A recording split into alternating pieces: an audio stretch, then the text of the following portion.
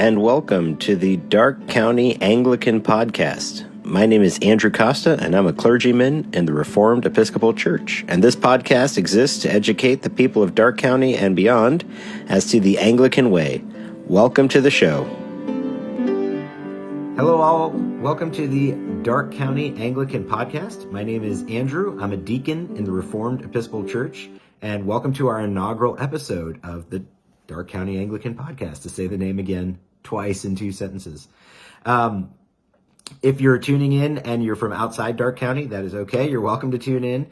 If you hear me talk about Anglicanism in a way that's different than your understanding and you want to interact about it, please let me know. I'd love to have that conversation. Maybe you'd want to come on the podcast and talk a little bit about it. Maybe you're from a different faith tradition and you want to talk about the intersections between Anglicanism and where you come from. That would also be a great joy.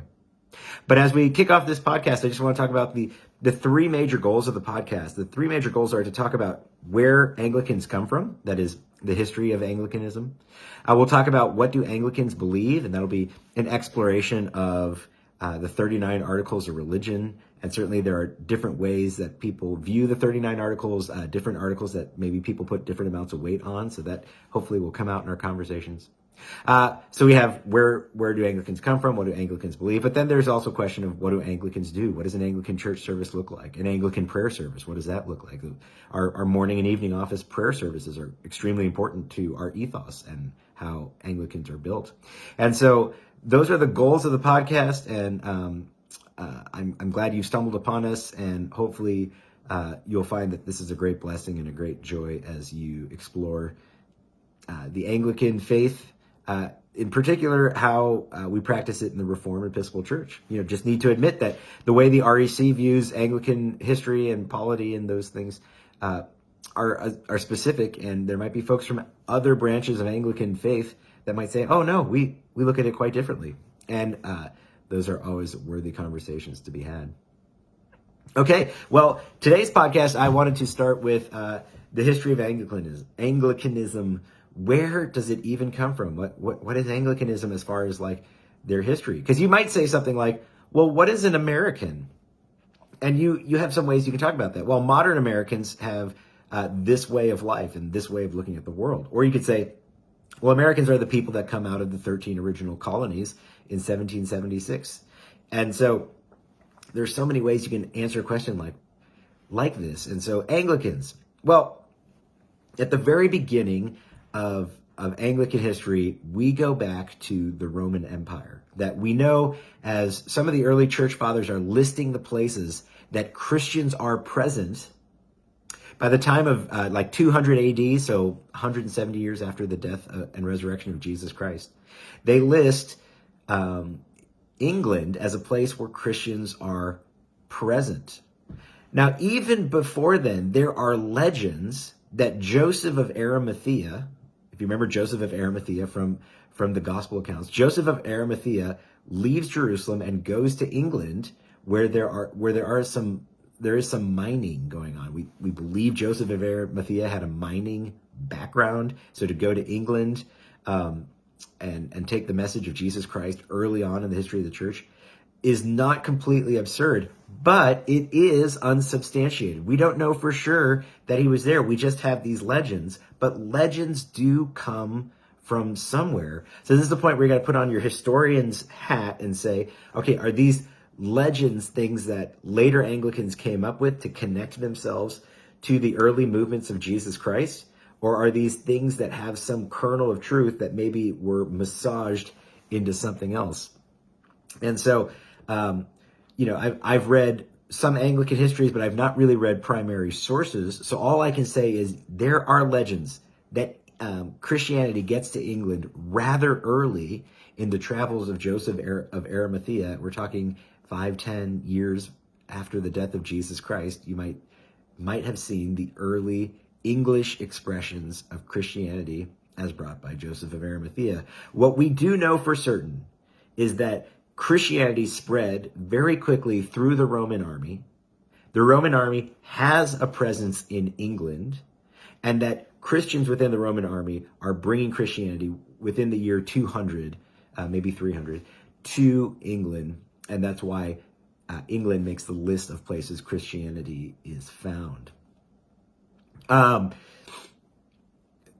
This early Christian movement, it grows with the growth of the Roman Empire, but then the Roman Empire really recedes, right?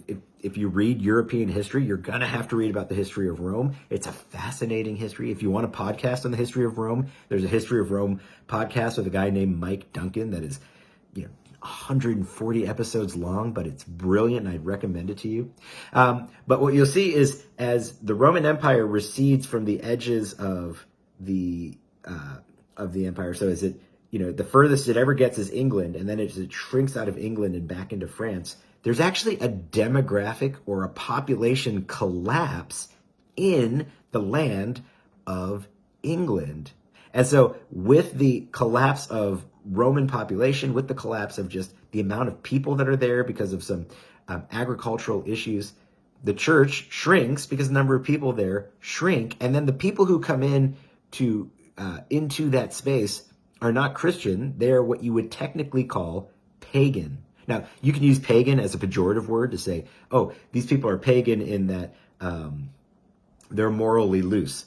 I'm not using pagan in that sense. I'm using pagan in the technical term as they are non-Christian spirit worshipers. They worship either the natural world around them or the existence of their ancestors that are floating around, that sense of paganism. And so paganism really flourishes on the English continent alongside the shrinking church. And so you have the presence of both things. In the midst of this, you have St. Patrick. Who here has ever celebrated St. Patrick's Day? Coming from a South American family, St. Patrick's Day was not one of our big holidays, but growing up in the United States, of course, we're aware of it. And when we didn't wear green on that day, we'd get pinched in those. So St. Patrick is part of that Christian community in England post-Roman Empire. St. Patrick is very involved in monastic communities, so the monks who live in England. And St. Patrick, who had previously been a slave in Ireland, gets a sense of, oh my gosh, these people who had me enslaved, they didn't know the good news of Jesus Christ. They were far from God. They need the message of God. And so he takes a monastic community with him to Ireland, and Christianity flourishes in Ireland, and that flourishing kind of backfills into England. And so even though Christianity is shrinking in England, the parts that remain are vibrant communities that are very infected by Irish monastic life. And you might be thinking, well, there's a lot of minutia here, Andrew. What's the headline? Here's the headline.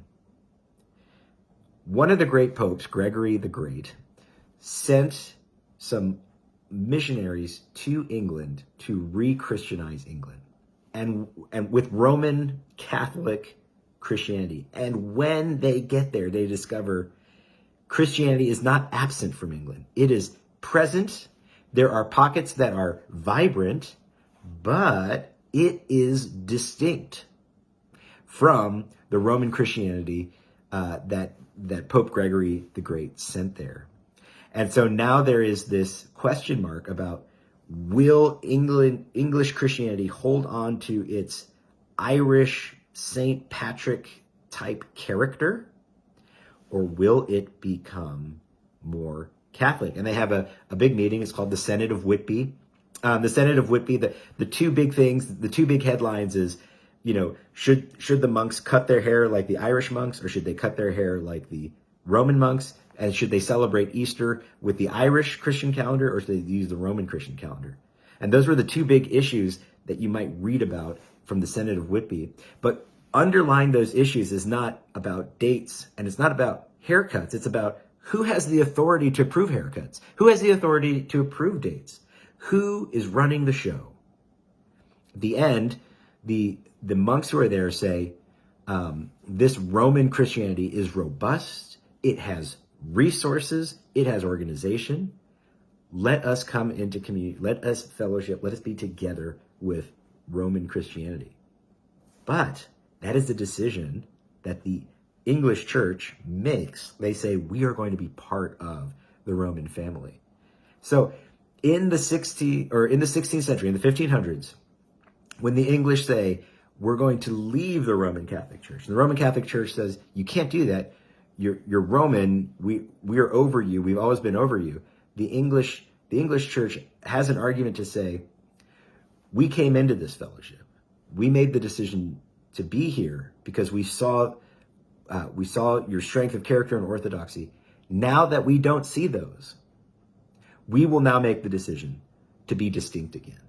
And so you see the sowing of the seeds of a distinct English church, even as the English church comes in to the Roman Catholic Church.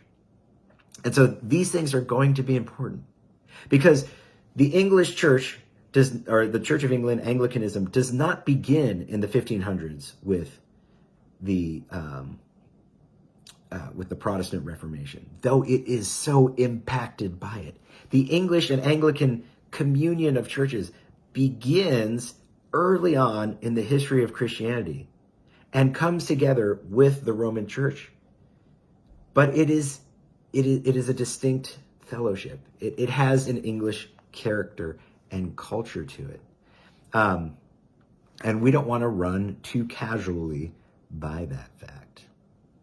Well, as a history major, I am so excited to keep talking about the history of English Christianity, to read up on these things, to present some of these things to you. Hopefully, for you, they will be as exciting and as interesting as they are for me. If you want to read more, if you want to explore more, if you're a person who's got like a long drive in the morning and you're saying, I'm curious about this, what can I listen to?